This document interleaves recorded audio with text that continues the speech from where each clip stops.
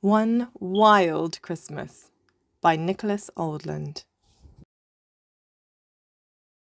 There was once a bear, a moose, and a beaver whose very favourite time of the year was Christmas.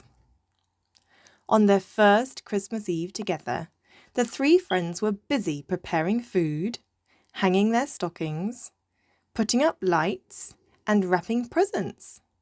Everything had to be done to perfection.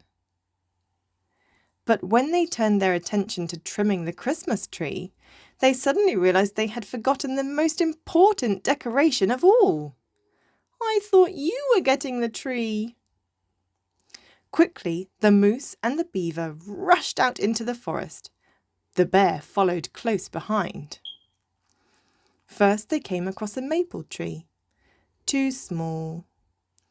Next, they saw a birch tree. Too white. Then they bumped into a towering cedar tree. Too big. None were quite right.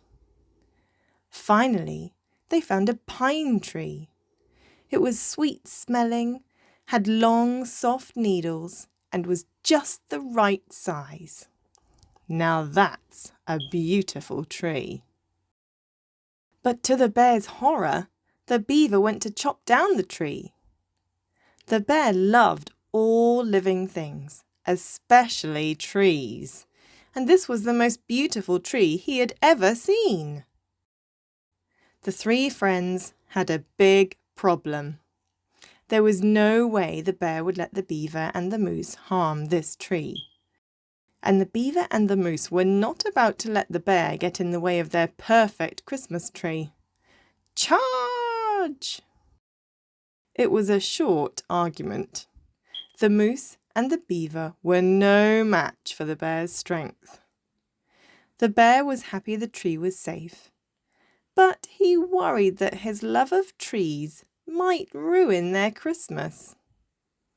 Then he had an idea. Tweet!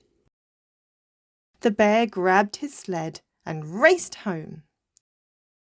Back at the cabin, the bear gathered all of the food, decorations, and presents, and carefully loaded everything onto his sled.